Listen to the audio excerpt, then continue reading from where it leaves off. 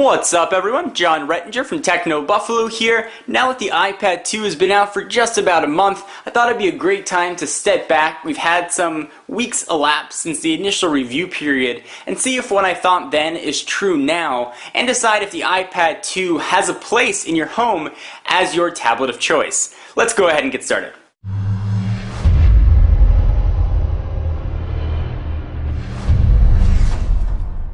So as I mentioned in my initial review, the iPad 2 fixes everything that I really never thought was wrong with the iPad 1. It is 33% thinner. I never thought the iPad 1 was relatively fat.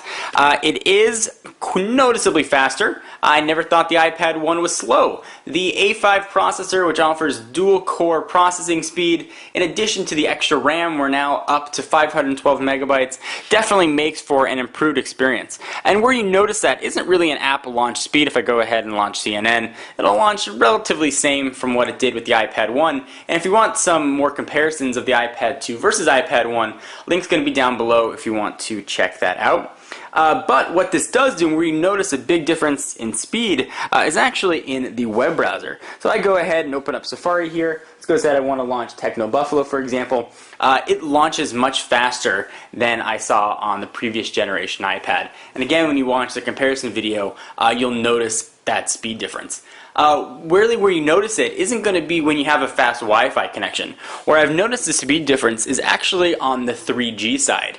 AT&T's 3G networks, and again, another video done on this, are noticeably faster, at least hypothetically, from the Verizon CDMA network. However, due to the increased horsepower of the iPad 2, Verizon's 3G CDMA network tends to load faster for me than AT&T's on the iPad 1. Bit of a convoluted way to say the extra horsepower really translates to increased speed. Nothing really to do with the networks themselves, just they're able to process information that's coming in much quicker.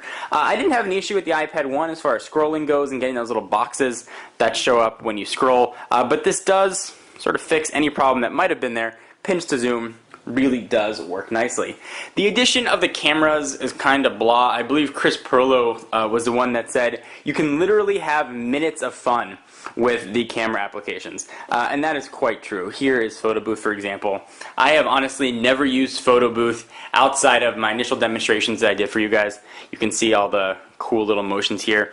I have used FaceTime once, and I've taken probably 3 pictures with the iPad 2. Now that might be just unique to me. The FaceTime feature, if you live abroad or you travel a lot, might be a killer must-have feature for you. At least for me, it hasn't really translated to much use. The cameras were really much ballyhooed.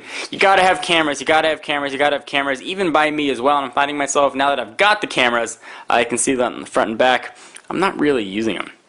Something to keep in mind. The next big addition with the iPad 2 was the smart covers, which have been sort of lamented as being grossly expensive, and they definitely are grossly expensive. You can see it sort of fall right in there. I've got the red leather one here. They do offer a decent amount of protection for the screen. However, go ahead and kick this display off. They do leave a bit of a mark. I don't know if you can see that on camera, but where these ridges hit the screen, you do get a bit of a smudge, something to keep in mind. They offer a bit of functionality. I like how when you type, if you go ahead and do your little triangle motion there, you get that raised surface. I found that to be very useful and a very welcome addition when I'm typing. Do I think it is worth the money? No, I most definitely do not. If you want to have a smart cover just because the magnetic business is kind of cool, and it is very cool, then go ahead and do so. I know it's going to protect the front of the device, but you are not going to get any sort of protection for the back. So my advice is to get a full case for the iPad 2 and have something that's going to offer that increased functionality of the raised surface as well. Most cases now have some sort of little bit of mechanism in the back that'll raise it up for when you're typing, or will prop it up for when you want to watch movies. I do think that this is a worthy upgrade to the iPad 1. The increase in speed alone, which is something again that I never thought I needed, has been very welcome to me, especially while traveling abroad using the, or not traveling abroad, but traveling out of my home when I need to use the 3G radio has really been welcome. It's much faster than I saw with the iPad 1. Do I think that you should get an iPad 2 if you already have an iPad 1? The answer is an astounding no. There's really very little reason to upgrade, at least from my standpoint, from the current generation iPad. If you don't have an iPad and you're saying, well, should I get the iPad 2? Or should I even wait a year for the iPad 3?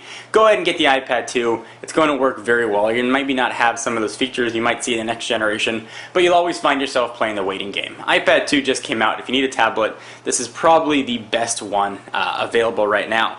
If you're saying, well, I can get a cheap iPad 1 now and not get the iPad 2, that is also a very decent way to go. However, if you don't have a device right now, you may want to pay the premium to upgrade to the iPad 2 versus the discounted prices of the iPad 1, the increased speed, which is not something that I really thought was going to be that important when I did my review, but the more I use the device, the more I appreciate that increase in speed. Also new in the iPad 2 is colors. I've got a white version right here, and I wish that I got black. This is going to be a personal preference thing, whether or not you like the white or the black. I think the white on the iPhone 4 looks absolutely fantastic. I think it looks classy, and I think it looks unique. On the iPad 2, I think the white looks a little bit cheap, and to be quite honest, I'm really worried that my red smart cover is going to rub off and this is going to turn pink or have some sort of discoloration. I haven't had that problem yet, but it's definitely something that I am concerned about. Really, in conclusion, the problems that I've had with the iPad are the things I've lamented on many occasions, and that is iOS itself. It has not changed really much at all since its launch and debut in 2007. I think the notification system is extremely obtrusive. I think the way that it handles multitasking is quite archaic. It's really just an app switching system here, and I think that the lock screen is such a joke. When you lock the iPad, you really have no information that's displayed when you try and unlock it other than the time and date. If you've got a password, you can go ahead and put that in. You can access some pictures, but you don't know if you have any emails in there. And seeing things like Motorola's Honeycomb that offers new lock screen functionality, HTC's Flyer coming out that has improved lock screen functionality, lets you actually open applications from your lock screen, really shows where iOS is deficient, something that I'd love to see improved. Anyway, guys, what do you think about the iPad 2? Did you pick one up? How have your opinions changed or not changed since you picked it up and since the release? I just want to hear what you guys have to say. Leave your comments down below. All the videos mentioned are going to be down in the what have you. Be sure to check them out. I'm John Rettinger from Techno Buffalo, and I'll see you in the next video. Bye-bye.